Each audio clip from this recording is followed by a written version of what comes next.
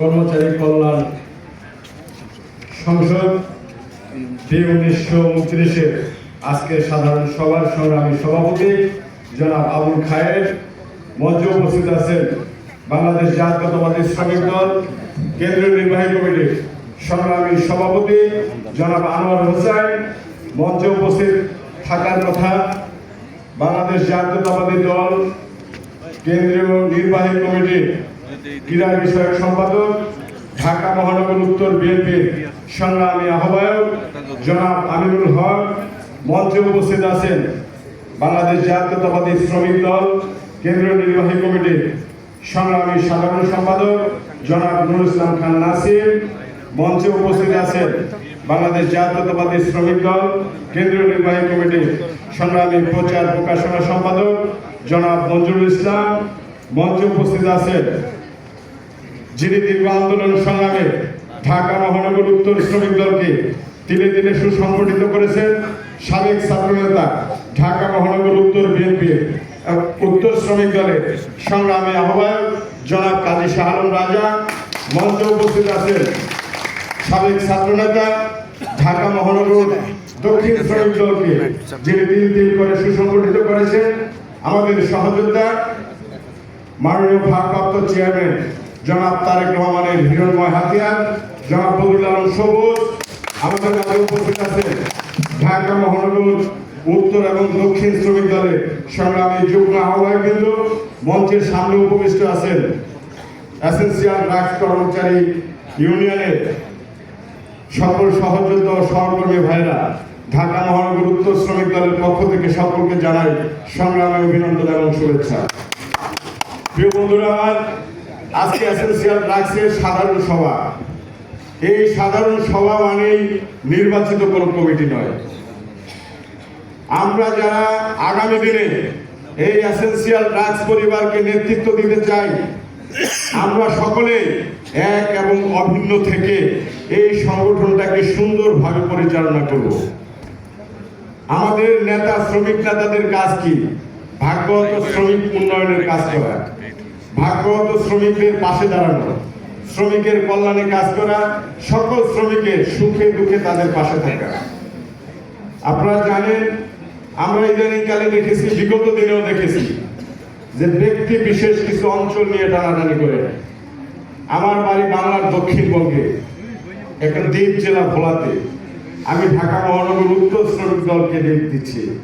সুতরাং কে কোন অঞ্চল থেকে এসেছেন, কার কোন অঞ্চলে বাড়ি, এটা বিবেচ্য বিষয় না।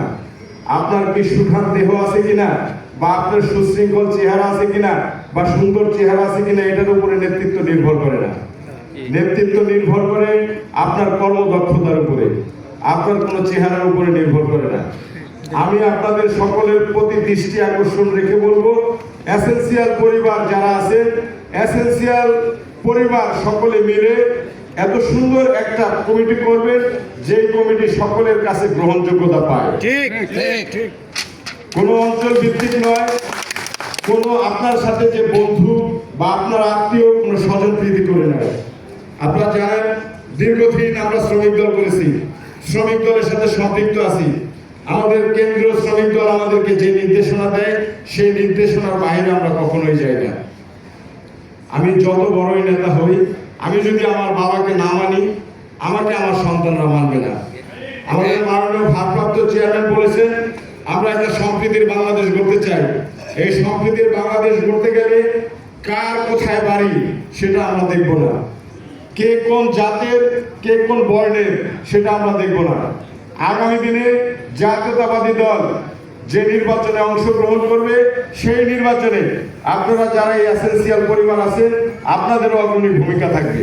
ঠিক ঠিক, যারা জাতীয়তাবাদী আদর্শের সাথে সম্পৃক্ত আছে, তাদেরকে দিয়ে এই কমিটি করার চিন্তা ভাবনা করবেন।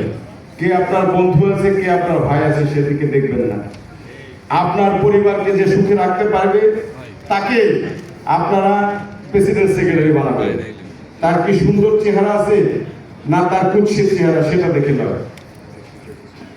একটা সংগঠন তখনই সুন্দর হয় যে সংগঠনে বলিষ্ঠ নেতৃত্ব থাকে, যদি নেতৃত্ব না থাকে, আপনি যদি স্বজনপ্রীতি করে কোনো কমিটি করেন, সেখানে আপনার কোনো কর্মচারীর কল্যাণে আসবে না, আপনার নিজেরও কোনো কল্যাণে আসবে না।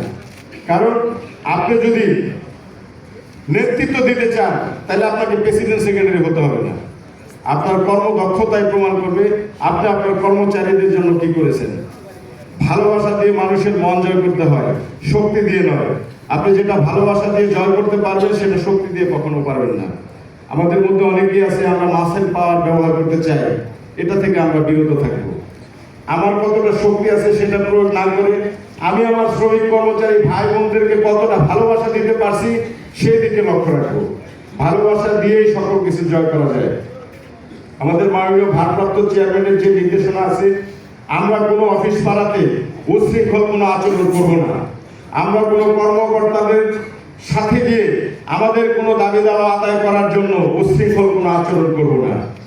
আমরা ভালোবাসা দিয়ে আমাদের সকল দাবি দেওয়া আদায় করে নিব। এটা আপনারা সকলেই সজাগ দৃষ্টি রাখবেন। আগামী দিনে যে নির্বাচন আছে, বাংলাদেশ জাতীয়তাবাদী দল যে নির্বাচনে অংশগ্রহণ করবে, আপনারা যারা শ্রমিক কর্মচারী আছেন, আপনারা সকলেই আপনাদের স্ব স্থান থেকে বাংলাদেশ জাতীয়তাবাদী দলকে কিভাবে নির্বাচিত করা যায় সেদিকে সজাগ দৃষ্টি রাখবেন। আপনাদের এসেন্সিয়াল পরিবারকে যারা সুন্দর এবং সুশৃঙ্খল রাখতে পারবে, তাদের হাতে নেতৃত্ব অর্পণ করবেন। এই আশাবাদ ব্যক্ত করে আপনাদের সকলের সুস্বাস্থ্য কামনা করে আমি আমার বক্তব্য শেষ করলাম। আসসালামু আলাইকুম। বাংলাদেশ জিন্দাবাদ, জাতীয়তাবাদী শ্রমিক দল জিন্দাবাদ, শহীদ প্রেসিডেন্ট জিয়াউর রহমান অমর হোক। সকলকে ধন্যবাদ। আসসালামু আলাইকুম।